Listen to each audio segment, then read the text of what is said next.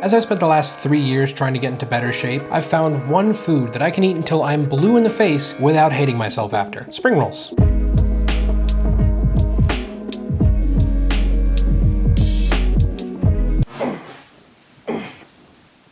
Now, whether you call them spring rolls, summer rolls, fresh rolls, salad rolls, doesn't matter because they're all incredible rolls. That wasn't as funny as I thought. Anyways, today we're making 3 protein options for these spring rolls. A juicy pork, a plump shrimp, and a crispy tofu. As I may not be vegan, but I have always loved tofu. It just absorbs whatever flavor you put on it, and it's just good. But we'll just start with our pork. Now you can use pork belly, but I like to use pork shoulder or pork butt. Traditionally, if you're gonna do pork belly, you're just going to want to blanch it, and then, I don't know, it's not the best bite, just my opinion, but do whatever you like. We're just gonna start by cutting this into chunks. That'll give us a nice strip size amount of meat. We're also gonna wanna cut this against the grain. So first thing I'm going to do is cut it with the grain. So that way we can easily flip our piece and cut nice thin slices against the grain. When you cut it like this, your piece will end up being super tender and you won't end up ripping out all of your meat when you first bite. Nobody likes that. And also feel free to trim away any excess fat that you really don't wanna bite into. And it doesn't matter too much if all your pieces are not the same length. As long as they're the same thickness, you'll cook evenly and you'll be good to go. And now that we have about a pound of our thinly sliced pork, we can just go ahead and set it to the side because we're going to season it. Now this is arguably going to be the longest part because you're going to season and cook the meat. However, if you decided to just do shrimp, it's a lot quicker because we're really just gonna boil it. And then this whole recipe comes together in just a matter of minutes because it's really just fresh produce. But I really like pork, so we're gonna do pork. We're gonna start off with a piece of lemongrass. You cut the tip off, you cut the butt off, remove the husk, and then we're just going to very thinly slice. And once that's thinly sliced, we're just gonna go ahead and continue to mince that all the way up. We don't want it quite a paste, we just don't want large stringy pieces of lemongrass. And then once we've got about a 1/4 cup of all that minced, we're just gonna move it over to our pork and then slice up a shallot. Now, it doesn't have to be a full shallot, but the shallots at my grocery store were miniature, so this is just gonna be 1 shallot today, which I don't actually know if it's miniature or just normal size, and the rest of the shallots I've been seeing at the grocery store are extra large shallots. But either way, you just don't need a ton of it, just, you know, enough. Call it half a shallot. Go ahead and thinly slice this guy. Again, you want this pretty small. You don't want big chunks of shallot because it's going directly on the meat. So feel free to run through it with your knife a couple times just to give it a nice pass. And then the last little bit of chopping we're going to do is just some garlic. Go ahead and smash and strip a few cloves and then just run your knife through it until it looks like the shallot and lemongrass. And make sure you get all those bits off your fingers because don't want to waste any garlic. And now into this mixture, we're gonna add 2 tablespoons of light soy sauce, 3 tablespoons of fish sauce, a tablespoon of oyster sauce, a couple tablespoons of preferably not crystallized honey, but work with what you got. I should just microwave this, but I'm already committed. I'm sure I'm gonna regret it later. 2 tablespoons of brown sugar and some black pepper. Now you can also salt this, but the way that I see it is that there's a lot of salt in the fish sauce, a lot of salt in the soy sauce, and you're also going to be dipping it in a salty sauce, so you know, you can if you want. If you were just doing this on its own, maybe you'd want to salt it. Now, preferably using a glove, but you can also just raw dog it, I guess, if you want, or use a spoon. You're just gonna mix this all together. Then once all that's nicely mixed, you're just gonna go ahead and set it to the side while we prep the rest of our meat. Well, protein. Next up, we have our shrimp, which we're not going to do anything fancy to. Literally, like, all you need is a pound of shrimp. This is more than a pound. This is 2 pounds, now that I'm looking at it. I did ask for 2 pounds. Why did I ask for 2 pounds? What am I doing? Where was my head this morning? We'll pretend that you can't see half of this. This is just a pound. All you need is shrimp, peeled and deveined. You can even just use cocktail shrimp, pre-cooked in the grocery store if you really want to. Nobody's going to know. You're going to put it in a wrapper and dip it in a sauce. It's okay. The shrimp I got today not only are twice the amount that I should have gotten, but they have just the tails on. So all I have to do is pull the tails off. This is gonna take a while. Now, once your single pound of shrimp is peeled and deveined, that's all you have to do. Set it to the side because we're just gonna boil them later. And the very last bit of protein prep is tofu. And the first thing we're going to do is drain out all the water. Now, if you don't like tofu, I would like to ask you why. Let me know down below. Do you not like it because you don't like tofu, because you've had it and you thought, man, this is kind of gross? Or because you haven't had it and you're like, it's a vegan thing. It's like, that's gross. Meat, go meat. Because I'm always genuinely curious because as someone who loves meat, I also love tofu and go hand in hand for me. So please let me know why it is that you don't like it. I'm waiting. Now you're gonna take a paper towel and you're just going to pat dry your tofu blocks. I had 1 package of firm tofu. It's all you really need unless you're all about the tofu, in which case go for it. 2 boxes, 2 packages, 3, 4, 5, 6 would be ridiculous, but 5 is okay. And you're just gonna pat them dry. You could alternatively press all the water out too, which is a great way to go about this, but it takes a lot longer. So now all I'm going to do is just cut this piece of tofu into these strips because I'm going to throw these on a pan and sear them up. Doesn't need to be anything crazy, but just all generally around the same size. Seriously, if you're not about it, you don't know what you're missing. And once they're all thinly sliced, you can just go ahead and put this to the side with the rest of your meat. Now to cook our pork, if you have the option to, please grill it over charcoal. It's just going to taste better. But realistically speaking, the other option is to do it in the oven or do it in the air fryer. Today I'm opting for air fryer because the air fryer does not heat up my house. And as someone with no AC, that's a green flag. Now I'm gonna start by just giving the basket of my air fryer a solid spray of neutral oil. And remember, don't use a liner because a liner will block the airflow and make your food soggy. I know that it's more work to then clean out your air fryer, but you're going to get better tasting food, and I think that's worth it. So now in your liner-free air fryer basket, go ahead and lay down your meat in a single layer. You wanna make sure you're not overcrowding your air fryer because then it's going to block the airflow and then it's not really air frying anymore. This is definitely going to take you a few batches, and that's totally okay because the way we're going to do this, we're gonna do a batch, work on some other stuff. Throw a new batch in, work on some other stuff, okay? That way, we're not wasting any time. And we're gonna do 400, about 8 minutes, and then we'll check on it. Now to cook our shrimp, it's pretty straightforward. You just need boiling water, a small pinch of salt, and then you're just gonna drop in your shrimp to cook. Carefully. And then after about 30 seconds, or once those finish curling, we're just gonna move those over to an ice bath. This is gonna help keep them nice and plump and juicy. And then you just repeat with that other pound of shrimp that you accidentally bought. And then after about 45 to 50 seconds, just remove them and place them in an ice bath. Now we'll just go ahead and pause this at 8 minutes. Oh yeah. Look at that. That looks freaking incredible. Oh yeah. Tastes incredible too. So now all we need to do is just go ahead and remove our cooked pieces and repeat with the rest. Now to cook your tofu, I recommend a non-stick pan versus a stainless steel pan because tofu is really delicate and you don't want it to rip. So with that said, on medium-high heat, I'm gonna go in with a thin layer of neutral oil. I'm using the spray a lot today, don't know why. And then once that's nice and hot, we're just going to lay down our tofu in a nice thin layer. Well, thin layer is a single layer.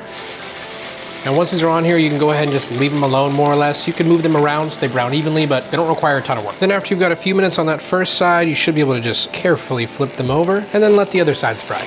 Now, optionally, once these are all fried up, you can add a sauce. It's not super common or technically needed, but it's also nice, right? Like the same way we seasoned our pork, we're gonna season our tofu. I like to use a musubi glaze, the same stuff I would use to make spa musubi, basically just a glorified teriyaki sauce, give or take a couple ingredients. But if you have teriyaki sauce, just use that, works great. So all we need to do is just turn our heat down a little bit, because we don't want it to sear off too quickly and burn. I'm just gonna drizzle on a little bit, right over top. Very carefully, you can toss it, but you do run the risk of breaking tofu. But once every piece is nice and coated, you'll just let it sit, and then you can just carefully remove each one and set it to the side. Now for the rest of our fillings, it's mostly just vegetable prep. There are 2 things that we'll need to cook still, but we'll get to that. And really the most important thing to know is that this can really be whatever you want. The vegetables I chose today are ones that I like and enjoy in my spring rolls, but if you don't like these, you could pick something else. Or if you want to try something new, add something new. If you have something in your fridge that you want to get rid of that's about to go bad, perfect time to use it. But for me, it starts with a carrot, which I'm just gonna cut into discs so that way I can then julienne it. And this kind of stuff doesn't really necessarily have a correct amount. It's more of like, what do you like? So if you don't like a lot of carrots, but you might want a little bit for color, you're probably not gonna do nearly as many carrots as I do. But if you love carrots and you're like, man, you know what I want in my spring roll? Just carrots. That would be weird, but you could do it. So when you're deciding on how much of something to get, just think about how much do you or the people who are going to be eating your food like it. I really hope that you guys cannot hear all the construction going on outside because I can hear it all the time. Next up, we have some cucumbers, which I'm also going to do basically the same thing I did to my carrots. And I'm just gonna cut them on a bias so I can cut those into matchsticks. You also could just cut these straight into spears, same thing with the carrots, but I like having it broken up more so it can be a little more spread out and more of a full bite, if that makes sense. Sick. Next up, we have some garlic chives, which technically speaking aren't garlic chives because the grocery store was out of garlic chives, but they had Korean chives. So I grabbed these, and I'm just going to cut the tips off of these, and I'm going to cut the butts, 'cause I'm just not really a butt guy. And then from here, I'm just going to go ahead and cut this into about 3-inch sections, or divide it into 3 bundles. Now next up we have the herbs, which are the things I have not washed yet. Everything else is easy to wash beforehand, but the herbs, because they're so leafy, I find that it works a little bit better if you just wash them after you cut them, because you're not cutting them a ton. I'm just gonna cut about 3 inches off the bottom and throw this away. Then I'm just going to put them in my tiny salad rinser, salad spinner, whatever you wanna call it. Spray them down with water, give them a good spin, and then we'll move on to the next one.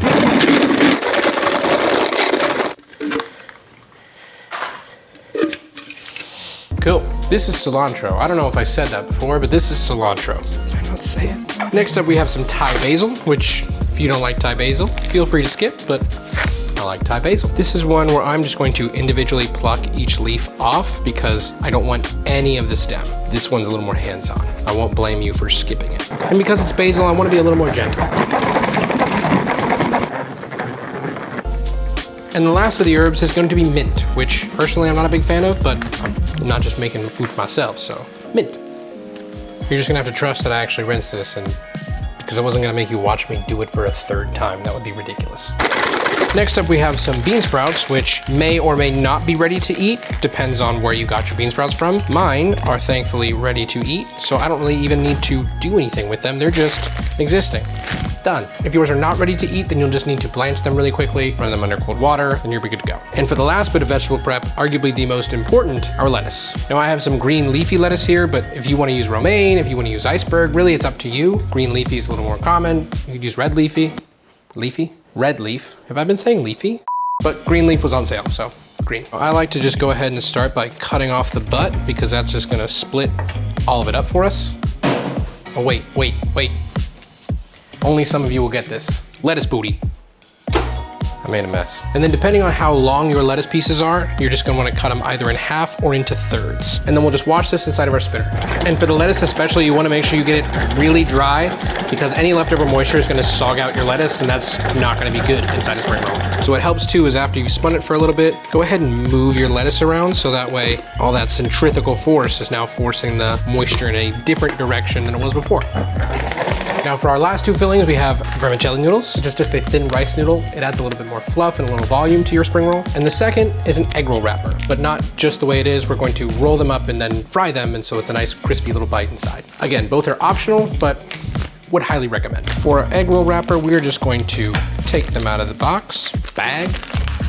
Then we'll just peel back each individual sheet, lay it flat, add a little bit of water to the end, and then we're gonna roll it fairly loosely. Should look like this. You don't want it to be too tight because if it's too tight, you're gonna end up with a dense, not crispy bite of dough. You don't want that. Man, they're really just making all the noise today. And then once you have a nice bundle of those all rolled up, you're just gonna drop them into some 350-degree oil and let them fry for about 2 minutes or until they're lightly golden, like this. And then you'll just carefully remove them and let them drain out on a wire rack. And then of course you're just gonna wanna repeat this process until you've gone through all of your egg roll wrappers, including the extras you made because you're going to snack on these while these are frying and you don't wanna run out of them, so you make extra. Not only is it the right decision, it's the smart decision. Now for your noodles, definitely refer to your package direction on how long to cook them, but if they're thin like mine, which these are different from the ones I showed you earlier because I realized I had an open bag already and I didn't wanna open a new bag, these are gonna cook really fast. So just stay close. And just like that, in about 45 seconds, they're done. Then you're just gonna wanna rinse these under cold water to remove any starch and stop the cooking process.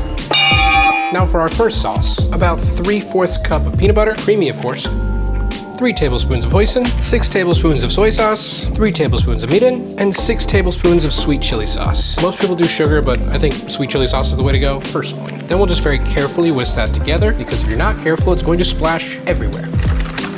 And now depending on how thick you like your sauce, I want mine a little thinner, you can just go ahead and thin it out with a little bit of water. And then of course, when we go to plate it, we'll finish it off with a little bit of crushed peanuts. And now for our second, lighter but not necessarily less calorie sauce, fish sauce, which starts off with a 1/3 cup of fish sauce, followed by a 1/3 cup of water, 1/2 cup of fish sauce, and 1/2 cup of water. Losing my mind today. I'm like the worst YouTuber ever. Followed by a 1/2 cup of sugar, some lime juice, about a 1/3 of a lime, and then just whisk that all together till the sugar's dissolved. Alternatively, you could do this over the heat and it'll be a lot quicker, but then it's another pot I have to wash, and I don't wanna do that. Then we'll just finish it off with a few cloves of crushed and roughly chopped garlic. as well as a few Thai chili peppers. And you don't have to add these in. It doesn't even necessarily make it all that spicy unless you get a piece of Thai chili pepper on there. But because we're not cooking it down, it shouldn't be too bad.